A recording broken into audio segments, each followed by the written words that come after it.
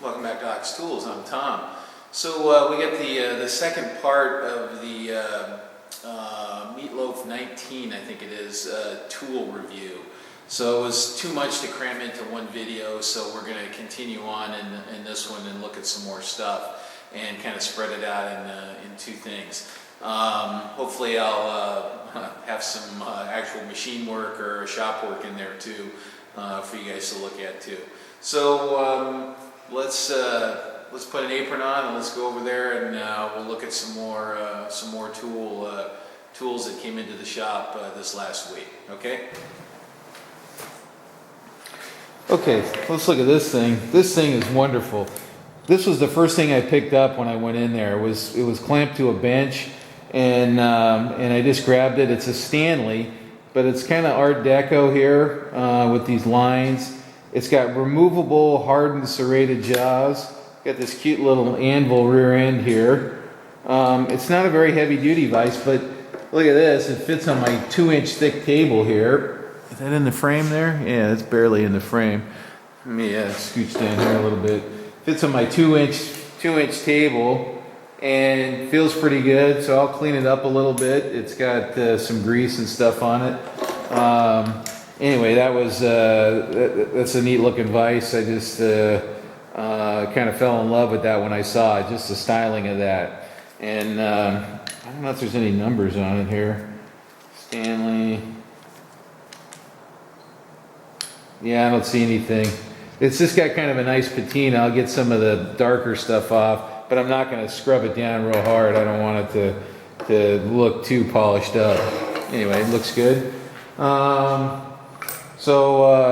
Nice little Stanley hammer, you know, and a guy was asking me about hammers recently, a guy up in Sacramento. His name is Fred. Now, this is a Stanley, Fred, if you're watching, and the things we look for here, let me scrub this off a little, is how well this is shaped here. And you can see this one's pretty good. This is an older Stanley. It's got the handles in perfect shape. It's got factory wedges in it, it looks like. Nothing's chipped. Nice little hammer. I don't know what the weight is on this one. I'm not going to screw around with it too much, but you know, it's probably 12 ounce, something like that. You know, 10 or 12 ounce would be my guess. Anyway, nice hammer, Stanley. So, okay. This is cool. So the blacksmith guys will recognize this. This is made by Champion. It's for a 7/8 square hardy hole, and this is a cold cut hardy here. Although you can probably use it hot, it probably doesn't matter. So this fits in an anvil. Well, I don't have a small anvil handy. Sorry. And this fits in the hole and wedges in there, and then you put a piece of bar across it like this, and then you can lop it off, and that's what or bend. I guess you can bend with that too. This one's a little chowdered here. Anyway, it's just nice. You don't see them too often, so I just threw it in the pile. Okay, next, these are some real nice strap clamps here. And these are made by Teesman, and these are double enders. I always call these double enders. And you know, I didn't have any double enders. I just have the regular ones. Well, these are kind of nice when you have something like this, and you want to clamp down on either side of it, and the slots offset a little bit. Anyway, they're nice and smooth, and they're hardened, and they have a good oxide coating on it. There was more. I just grabbed 4 of each, left some for somebody else. I didn't have any of these, so I just added some to my collection there too. So, okay. And then how much time we got going? Okay, so I'll move the camera again, and then we'll look at some more stuff. It just keeps going. Okay, so next thing here. So what this is a drill press vise. Okay. For those of you that haven't seen one like this, the way this works is this lug here goes in the T-slot, much the same way as my drill press vise goes. And ouch! Now what you can do is is, okay, let me just take that off for a minute. Now you can swivel about that point, move in and out, and then this takes up and locks here. Now it's kind of, you can see it's got an adjustment here, and you pull this ring out and this slides up and down. It's kind of seized up. A lot of this stuff had never been used, and it just has like cosmoline or dried oil on it, but no rust. So this will clean up real nice. This is a pretty expensive piece, so I kind of just grab. Oops. Okay, here we go. This is the way it goes. See, it's got a parallel built into it there, right into that edge. Okay, and then this jaw has some V action going on, so you can hold rounds and hold around vertical and whatnot. Who the heck makes this thing anyway? Float lock, it's called. Anyway, that's the part that screws into a T-nut, and then you can lock it down. So this is where I got my idea for my my drill press vise and arm. Okay, so that'll clean up real nice, and we'll figure out how we're going to use that, or who's going to use that. So, okay, so that was the next thing. Sweetheart of an oil can here. Okay, now I think this is a Plews oiler here, but this has got the in fact it's got oil in it too.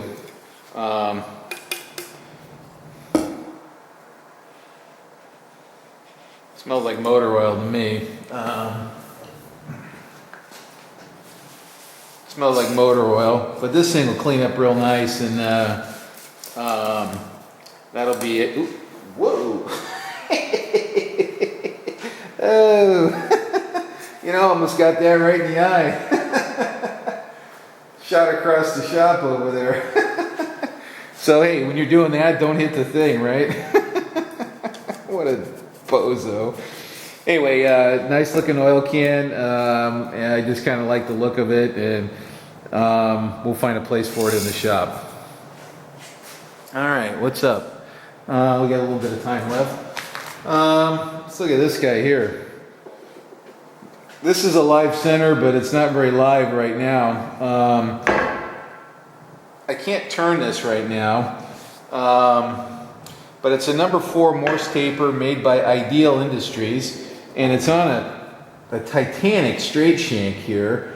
So we got a little job to separate those two, and then take this thing apart and clean it up. The point's in pretty good shape, so when you're looking at centers, the longer they are and the bulkier they are around the head more heavy duty they are. So this is a real heavy duty live center here. Probably multi-thousand pound capacities.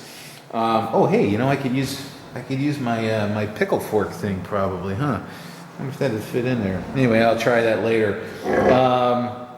Anyway, so I don't need that, but I was after that. So, but you know, that one's going to take a little work to kind of rejuvenate there. All right. Okay, so let me change the camera around again. Okay, next up, we got some big taper shank drills here. So I grabbed some of the ones that weren't there was a lot of duplicates, so I snagged a few sizes that I didn't have, and that had the number 4 shank on them. They're, like I said, there was a bunch of duplicates, so I just grabbed a few for myself that I didn't have. Get them a little coating of the magic sauce there, and clean those up. And about time I made a rack for these things. These are all in real good shape here.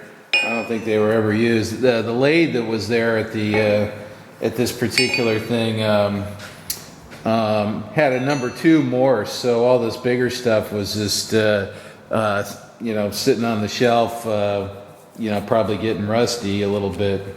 Yeah, you can see a little bit of rust, but see, it's it's not hard rust. It's kind of coming off. So I'm encouraged. Okay, so that was that. Then we start to get into the slightly more exciting things. Push those out of the way. Oh, let's do this one here. So what would you do if you saw this sitting in a drawer like that, right? Which is how I saw it. So I immediately just said, okay, that goes in my pile, okay? And I didn't look at it because it looked, you know, it looked like it was in great shape, etc., right? So what I thought is wow, I don't have a Starrett bench block, right? And so I said, cool, I got a Starrett bench block. I'm pretty happy. Well, then anyway, I got it back here, and I started opening things up, and I looked at it, and I go, okay, it looks pretty good. It doesn't quite look like, okay, who makes it? I look around. Oops. Okay, so it's an offshore one, but it's made pretty good. So this will be my bench block, and you know, I made one a long time ago, but not out of tool steel. I made it out of a hard plastic because of what I was using it for. But anyway, this will be my bench block until I get a better one. So anyway, that was like, oh, darn it. Okay, not quite what I thought. All right. Then we got this, a couple small adjustable parallels. These are Brown & Sharps. And you can see a lot of this stuff was well protected with some kind of monkey snot here, and that seems to be coming right off. And these are these little ones, these 673-1s, and yeah, so those will clean up real nice. I don't think these have been used. They've got pretty crisp corners on them. So, and then these are kind of cool. I saw these and it says plug gauges on it, and I go, okay, yeah, those look like plug gauges, and but they're not marked for size, right? But there was a micrometer there, and I measured a couple of them, and I said, huh, these are kind of interesting. I haven't seen this kind of a configuration before. So this one's nominally, well, let's just look at this one here. This is nominally 1 inch or 25.4 millimeters. And what we got here, after measuring them, so this end is right on 1 inch, okay? And then this step right here is about 1 thou, 25 microns under 1 inch. And this is about 25 microns or 1/1000th of an inch over 1 inch. So this is 1.000. This is 999, and this is 1001. And they're all like that, all the way from 1/8 inch, and they're fractional steps up to 1 inch. And I said, you know, these kind of look like a school project to me a little bit, but somebody did a pretty nice job. The knurling's pretty good. The ones that I did measure, the sizes look pretty good. I'll check them a little closer, and they're not corroded. Okay, they got some dried oil on them, but they'll clean up real nice. And that's kind of a nice set of plug gauges there. So anyway, so that was the next thing. See, we did that. How much time we got here? Oh, I'm gonna switch the camera here. All right, next thing is, this is a little selection. It's a ready bolt, make your own bolts and keys. What it is it's kind of a nice selection of all thread. Oops, that one's a little tired there, but all thread, brass, and some steel, some zinc-plated steel, and then some key stock, which is always kind of handy. So anyway, it's part of the package, and so it was cheap. So I threw it in my pile, and that'll go into stock. And I got a nice little selection of all thread there. Okay. All right. Next thing, some of you might recognize these boxes here. These are Spellman transfer punches is what these are. And let's see if I'm in the frame there. Yeah, I'm in the frame. And there's two styles here, and they're a little different than normal. Anyway, they'll be self-explanatory. So these are, they call them blind hole spotters. Let's look at some big ones here. And it doesn't say what size these are. What happens with these, and I don't think this set has ever been used looking at it. Oh, there's the size. So this is 9/16. So this fits in a 9/16 hole, and then it's got a little transfer punch, so you can lay something on it and then tap it and transfer the center of that hole accurately. And they're all different sizes. And then what I thought was kind of weird was it looks like two sets had been consolidated here because all these loose ones are tap drill sizes. So what these will fit in the I don't have a tapped hole handy here. they fit in the tap drill hole of a threaded hole. So you can have threads in the hole, and these will still go in there, and then you can do your transferring. Now this is for 1/4 here. That's the size, and anyway, there's a whole bucket load of them, and anyway, so that was part of the sale. There's that, and then there was another style, and I haven't seen these before, and these are Spellman also, and these are a little different here. And what these do is you say you had a flange that you wanted to copy, right? Maybe if we're lucky, we'll find something that fits here. Okay, so and we wanted to mark the centers from one flange to another. These fit in here they bush the hole, and then you use a standard size transfer punch to go through and locate the center.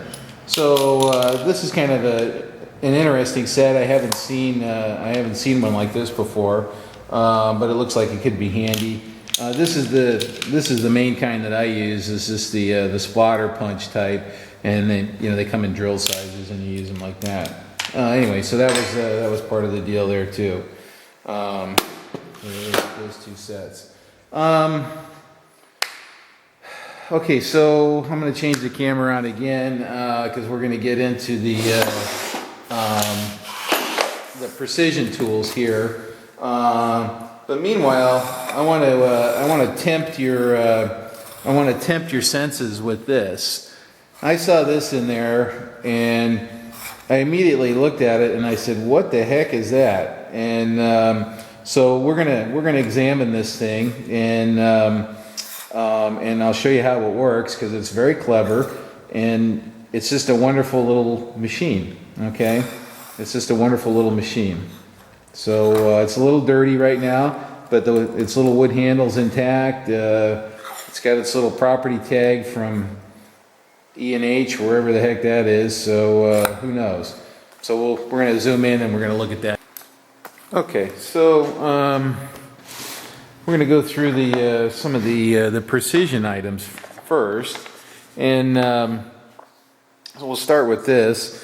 It says hole gauge, and what it is it's a tubular inside micrometer. And I have one of these already, but my set is much smaller than this. My set only goes up to, I want to say, 18 inches or something like this. This one actually goes up to 32 inches. Do I really need 32 inches? I don't know.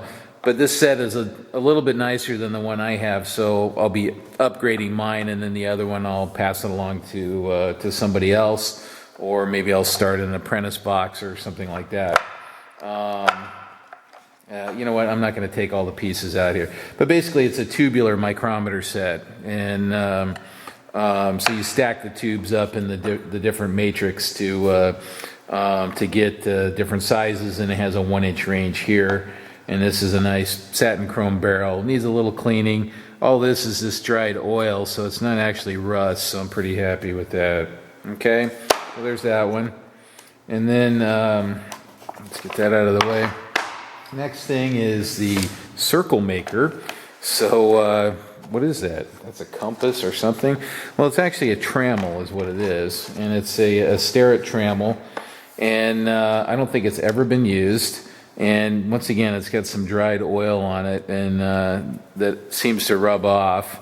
You know, caught it in the nick of time, and I guess. And so this has a little fine adjust here, and you know, you can move this on the beam. And I don't know, you know, I have to look in the Starrett book and see. There may be some things that are missing. It's got caliper points here for measuring inside or outside, and then it's got scriber points here too. But I have a trammel that's similar to this, but it fits on it clamps to just a piece of flat bar or something like that. But I always liked this type here, but I never got around to buying one. But now I have one. So, okay, so that was part of that.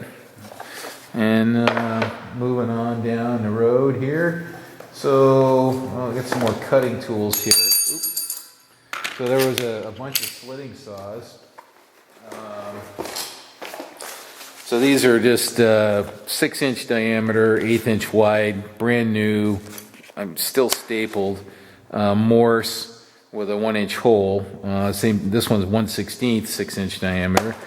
And then a bunch of little ones here, different thicknesses. And I'm not going to go through all this stuff, but there's a pretty good little selection there to add to the slitting saw. And we've been talking about slitting saws. And these are all 1-inch hole, which is the hot tamale there.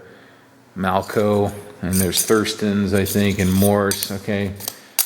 And then this is kind of cool. This is an involute gear cutter here, and it's a 14.5 pressure angle, 20, what is this, 21 to 25 tooth.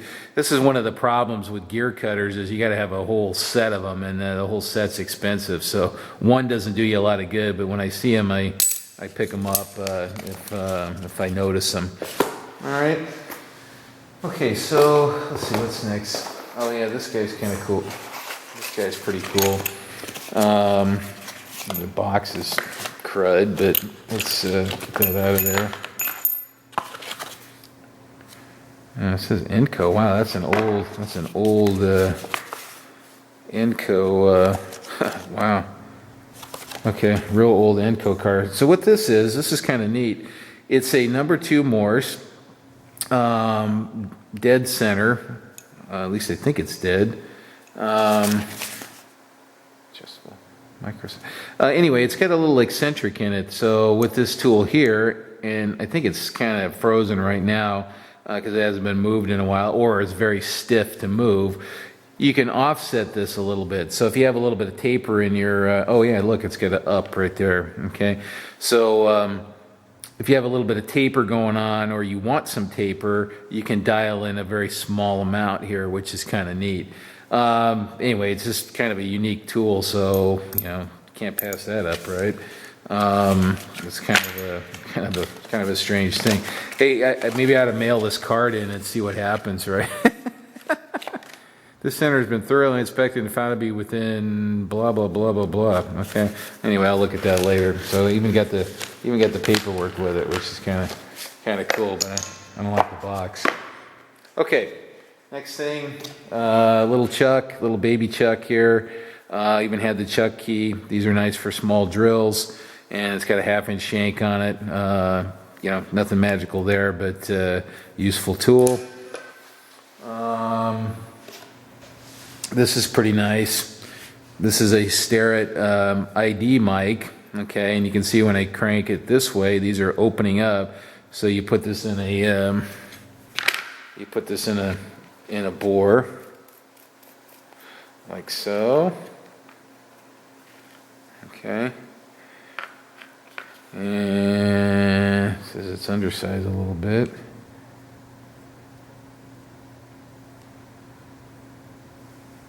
Yeah, it looks like oh no, it's slightly oversized. Sorry, I'm reading it the wrong way there. Yeah, it's not a depth one.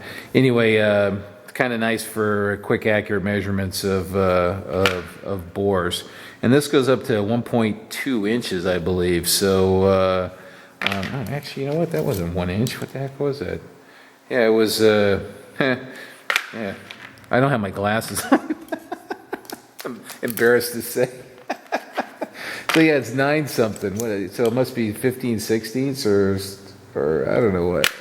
Oh, whatever. Okay. Anyway, nice little micrometer there. And a moron that can't read it either, so, all right. Some little micrometer, come on, micrometer tips in kind of a busted box. These are little rubber add-on tips that go onto a regular micrometer so you can access some weird features, little blade things and little pegs, and I think it's all here, and a ball tip also. So what's that one? Oh, and a little flat disc too. So just kind of some alternate micrometer tips. Nice little thing. You know, who doesn't need another set of brand new Starrett dry pin punches? Mine are kind of chewed up. So like I said, you know, a lot of these things are just, I don't really need them, but they're kind of upgrades and better me getting them than the scrap man. So, so this is nice. This is a nice upgrade for me because I have a really old Lufkin set that's kind of rusty. These are stainless steel radius gauges here, and the set looks complete. It is missing the little handle. Maybe it didn't come with it, I don't know. There's a spot for it, but I can easily get one of those. But mine will get handed down to somebody else, because that's a nice upgrade for me. And this is what is it? Oh, this is a little die maker square here. Kind of cool. It's got the little offset blade, and then the bevel blade. One end is for drills, and the other end is for, you know, poking your eyes out, I guess, or something. I don't know. What is it? Oh, 41. It might be a 41 degree, a different drill point, or a countersink angle, something like that. And then these are for measuring kind of hard to access places. It's brand new. It's never been used. So, so some of this stuff was just, you know, kind of mothballed in there in stasis. So there's that. This little guy here. This is kind of cool. This one needs a little bit of help. Although once again, it's never been used that I can see. It's a little depth guy here, and you put that on a feature, and then you push the plunger down and just read it direct. And now this one, I think the crystal wants to come out, so I have to see if it's just shrunken and it needs to go back to Starrett to get kind of rejuvenated, or if it just needs to snap back in there. I just haven't had a chance to kind of evaluate it yet. I don't want to push on it too hard, but the base looks good. It feels slightly sticky. It's probably because there's dried oil on the shank, and it just needs a little of the magic sauce there to limber it up. But you know, it's in perfect condition, and I don't have one, so now I have one. And then we got another one of these. I think I showed one of these in an earlier video here, but now, and you're absolutely right, I don't need 2 of them, but it's got a test indicator on it too. So this will get passed to somebody, don't know who yet, and the test indicator is a Mitutoyo, and I may keep that one. We'll see how it behaves. Feels pretty good. Oh, it's a tenths indicator too. Look at that. Well, that's kind of special, so we'll probably keep that. This is an Indical, and this is for measuring ID grooves and stuff, and you calibrate it on a micrometer very carefully, and then you can reach inside and you can measure internal grooves and features like that. I have one that's in a box, But once again, rather see me get it than the scrap guy. And here's another test indicator. This one's kind of unique in that it's a horizontal here. It's a little bit weird. Normally the dial would be on this surface here, but it's on this surface, so it works sideways. And I don't have one like that. And it's on a little, so this would be a good one on a height gauge here, like this, and you can see it from the side, which is kind of nice. And it's a Mitutoyo also, 5/10, dovetail on the back, dovetail on the side, and a height gauge attachment that looks like it's been used a little bit. So, and the last couple of things here. Cool little sign. So I got the little sign there. You probably see that in the background somewhere. And then a nice Starrett satin chrome ruler. It's got Hundreds on it and some other stuff, but it's in perfect shape. We got a bunch of Sharpie marks on it. I don't know what they were doing there, so probably like me. Who knows, right? Okay, so that's the precision stuff.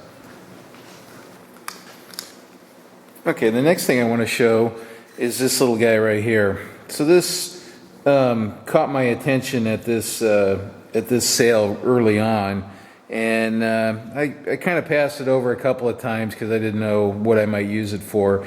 But then in the end, I ended up getting it because it's just. I got it to move when I was there at the sale, so I just went ahead and put it in my pile. Now, and I'll zoom in a little closer on this thing. And what it does is, what its purpose is, as far as I can, or as well as I can define, is it's for cutting off some kind of cord stock or maybe O-ring material or plastic tubing or insulation or wire or something. I'm not quite sure what. That's roughly 6 millimeters in diameter, around 1/4 of an inch. I haven't cleaned that part out yet, but I did a little cleaning on this just so you guys could see it better. But it's just a very clever mechanism, okay? And then I'll flip it around here, and you can see it's got a cutting blade here. Hopefully you can see that. Yeah, got a cutting blade here, and then whatever gets cut off is projecting through this hole here, and this comes by and lops it off there. Okay. So this side's actually fairly boring. This is the real interesting side here. Okay. And like I said, I'm going to zoom in on it a little bit. I'll set it up so that I can turn the crank easy and you can see it. So the tube goes in here, and then this is an indexing mechanism. And you can see this is kind of curved to grip the tubing, and then this little guy is spring-loaded here to hold the tubing up against this grippy wheel here. So let's zoom in a little closer, and we'll get a closer look at this thing. Okay, so let's look at this a little closer now. Now, when I look at this, I kind of have a soft spot for mechanical devices like this. The company that I used to manage, it was a custom machinery builder. We used to make stuff like this all the time. This is the quintessential tool room device. So it's handmade at a company to do some specific job, or for a customer that there's no commercial tool available that can do this, and they want to make a lot of something, or make very few of something, but make them very consistently. So what's neat about this, and you can see here, it's got an eccentric here, and you can see that as we rotate the eccentric, it's catching these legs here, and it's actually indexing that wheel a little bit, okay?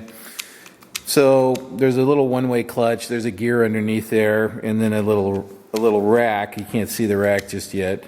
And so oops, actually I'm going the wrong way. As we rotate this, it's feeding that tubing in, or whatever it is. Maybe it's a pencil sharpener. It's feeding that in. Now, what's really neat about this one is that it's adjustable. So if we run this in a little bit, and let's run that in a little bit. Now you can see that wheel's rotating quite a bit more, and these arms are moving quite a bit more. And there's a little piece of gear rack that's just moving back and forth, and this has a one-way clutch on it, so it drives in that direction and then back steps this way and then drives in that direction, back steps, okay? They call them sprag clutches sometimes, okay? And then let's run it in a little more. And it's just very well made. It's made out of steel, and they've black oxide coated it or heat treated or something. Okay, there you go. And then let's go for maximum stroke here, which I think is that. Oh, no, a little bit more left. There you go. Oh, and there you can see the gear rack poking out. Now, that's a pretty good. So what this is doing, the net result of this is it indexes a piece of tubing out and then it lops it off. So when I adjust this screw, effectively I'm changing the length of that piece that's getting cut off. Like I said, this is just a classic tool room job. Got a little grinding on it, a hardened blade. You know, there's some crazy knurling in that radius in there. I don't know how the heck he did that. You know, just a little bit of work, but to me it looks shop made, right? It's just got the hallmarks of it, you know, and made a long time ago, slotted screws, you know. So anyway, I just kind of fell in love with it, and this will go into my little mechanical library, and we'll just call it our our bologna grinder or something like that, or no, it's our bologna slicer. Okay, so we want to slice some bologna, some of those meat sticks you get at the liquor store, right? Little pieces.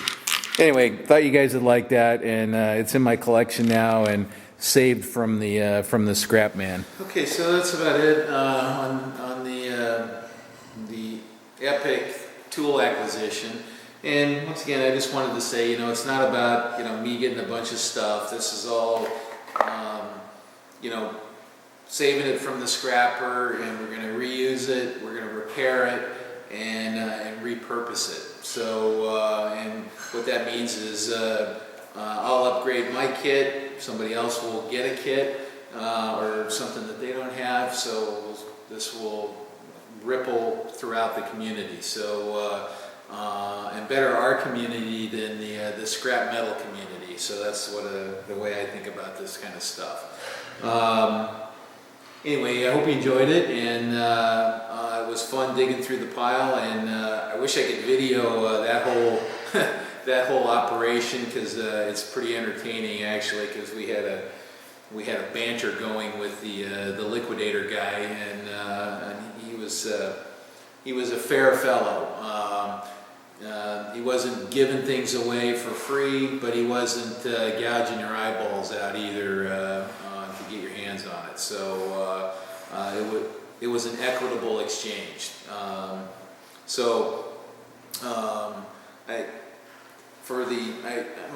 don't think I mentioned it. The brake, the Diacro brake that I showed in the first video, that was $400. And the rest of this stuff, the rest of the ancillary equipment, other than the brake, was another $400. So all in all, it was a pretty good deal, and very fair, not free, not scrap metal price by any means, and but we rescued some stuff from doom, I guess is the way I think about it. So anyway, like I said, I hope you enjoyed it, and let's move on to something else, and let's make some stuff with this great tooling that we got.